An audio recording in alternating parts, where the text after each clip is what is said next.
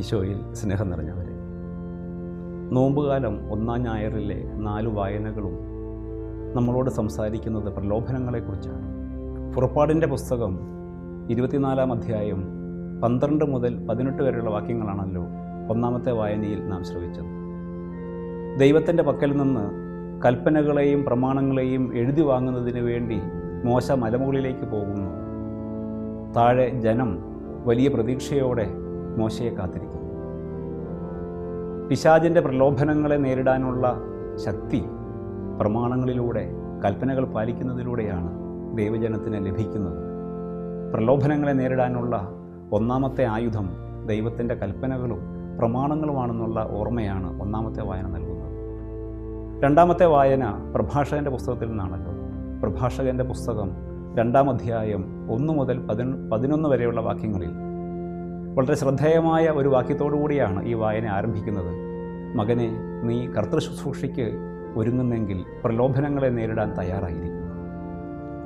ദൈവത്തിൻ്റെ വഴിയെ നടക്കുന്നവർക്ക് പ്രലോഭനങ്ങൾ പതിവായിരിക്കും. ആ പ്രലോഭനങ്ങൾക്ക് ദൈവത്തിൻ്റെ സംരക്ഷണം എപ്പോഴും ഉണ്ടാകുമെന്നുള്ള ഒരു വലിയ ഉറപ്പ് രണ്ടാമത്തെ വായന നമുക്ക് നൽകുന്നുണ്ട്. ഹെബ്രായ ലേഖനം 2-ാം അധ്യായം 10 മുതൽ 18 വരെയുള്ള വാക്യങ്ങളാണ്. പ്രലോഭനങ്ങളിലൂടെ കടന്നു പോകുന്നവർക്ക് ആരാണ് തുണ? ആരാണ് അവരെ രക്ഷിക്കാനുള്ളത്? ഹെബ്രായ ലേഖനം അതിമനോഹരമായിട്ട് പറയുകയാണ്, എല്ലാ പ്രലോഭനങ്ങളിലും നമ്മെ സംരക്ഷിക്കാൻ ക്രിസ്തുവിൻ്റെ സാന്നിധ്യമുണ്ട്. കാരണം നമ്മെപ്പോലെ പരീക്ഷിക്കപ്പെട്ടവനാണ് അവൻ. അതുകൊണ്ട് അവനെ അനുഗമിക്കുന്ന എല്ലാവരെയും പ്രലോഭനങ്ങളിൽ, പരീക്ഷകളിൽ സഹായിക്കാൻ അവനെക്കൊണ്ട് സാധിക്കും. അതിമനോഹരമായ ഒരു വചനത്തെ നമ്മളിവിടെ കണ്ടുമുട്ടും. വിശുദ്ധീകരിക്കുന്നവനും വിശുദ്ധീകരിക്കപ്പെടുന്നവരും ഒരുവനിൽ നിന്നാണ്, ദൈവത്തിൽ നിന്നാണ്.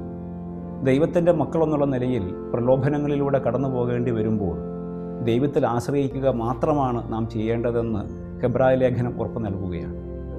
4-ാമത്തെ വായന ലൂക്കായുടെ സുവിശേഷം 2-ാം അധ്യായത്തിൽ നിന്ന് ഈശോ മരുഭൂമിയിൽ നേരിട്ട പ്രലോഭനങ്ങളെ നാം ധ്യാനിക്കുമ്പോൾ 3 ഇടങ്ങളിലും ഈശോ പ്രലോഭകനെ നേരിടുന്നത് ദൈവവചനം കൊണ്ടും ദൈവത്തിൽ ആശ്രയിച്ചുകൊണ്ടുമാണല്ലോ. പിതാവായ ദൈവത്തിൻ്റെ വചനങ്ങൾ, അവൻ്റെ സംരക്ഷണം, അവൻ്റെ സാന്നിധ്യം, അത് ഏത് പ്രലോഭനത്തിലും ദൈവമക്കൾക്ക് കരുത്തു പകരുമെന്ന് ഈശോയുടെ മരുഭൂമിയിലെ പരീക്ഷ നമുക്ക് ഉറപ്പ് നൽകുന്നുണ്ട്.